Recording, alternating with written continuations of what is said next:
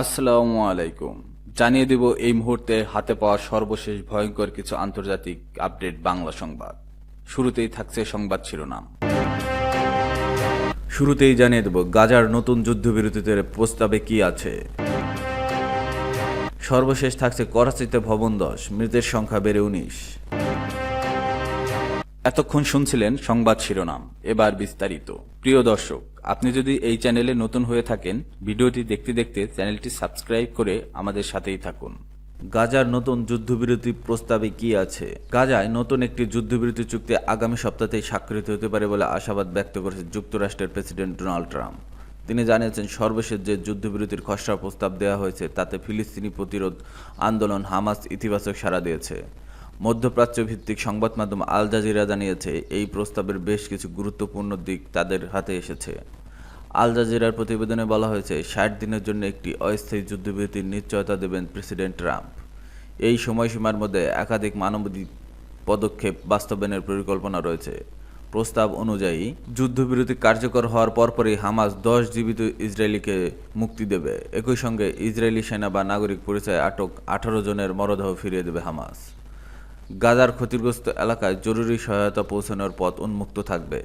এই সহায়তা বিতরণ জাতিসংঘ, রেড ক্রিসেন্ট সহ আন্তর্জাতিক মানবাধিকার সংস্থাগুলোর নির্ধারিত চ্যানেল ব্যবহার করা হবে।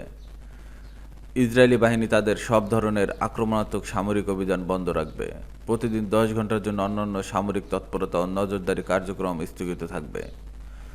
যুদ্ধবিরতির সময় ইসরায়েলি সেনাবাহিনী গাজার উত্তরাঞ্চল, নেতজারিন করিডোর এবং দক্ষিণাঞ্চলে তাদের বাহিনী নতুনভাবে অবস্থান নেবে বা পুনঃমোতায়েন করবে। এই প্রস্তাবের আওতায় একটা স্থায়ী যুদ্ধবিরতির পথ আলোচনার শুরু কোথাও বলা হয়েছে বা অবিলম্বে শুরু হতে পারে।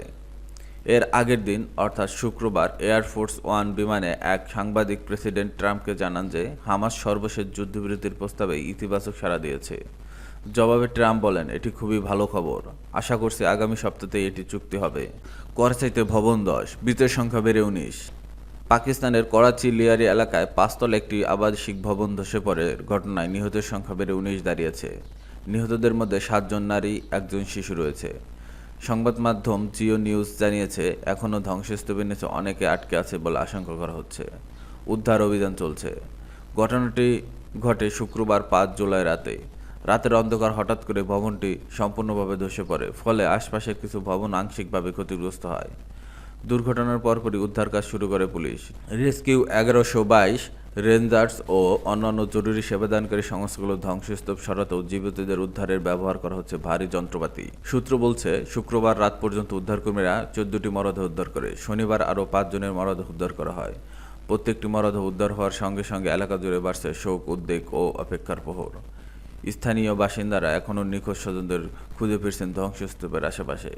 রেস্কিউ 1122 সিন্দুর অপারেশন ইনচার্জ জানিয়েছে, এ পর্যন্ত উদ্ধার কাজের প্রায় 70% সম্পন্ন হয়েছে। তবে ধ্বংসস্তূপের নিচে এখনও কেউ আটক থাকতে পারে বলে আশঙ্কা করেছেন তিনি। উদ্ধার অভিযান সম্পূর্ণ শেষ হতে আরও কয়েক ঘন্টা সময় লাগতে পারে জানিয়েছেন তিনি। করাচির দক্ষিণাঞ্চলের ডেপুটি কমিশনার জাভেদ নবী জানিয়েছে, ধসে পড়া ভবনটি 3 বছর আগে ঝুঁকিপূর্ণ হিসেবে চিহ্নিত হয়েছিল এবং 1.5 মাস আগে আনুষ্ঠানিকভাবে একটি নোটিশও জারি করা হয়েছিল।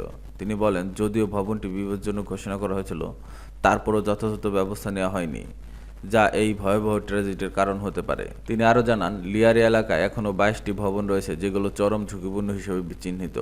এর মধ্যে 16টি ইতিমধ্যে খালি করে হয়ে ফেলেছে এবং বাকি ভবনগুলো খালি করার প্রক্রিয়া চলছে। ডেপুটি কমিশনার বলেন, পুরনো শহরাঞ্চলের সকল ঝুঁকিপূর্ণ ভবনের বিরুদ্ধে শীঘ্রই অভিযান চালানো হবে। একই সঙ্গে করাচির অন্যান্য এলাকাতেও পুরনো ভবনের সার্বিক অবস্থা যাচাইয়ের বড় পরিসরে একটি কৌশল প্রণয়ন করা হচ্ছে, যেন ভবিষ্যতে এ ধরনের মর্মান্তিক ঘটনা আর না ঘটে।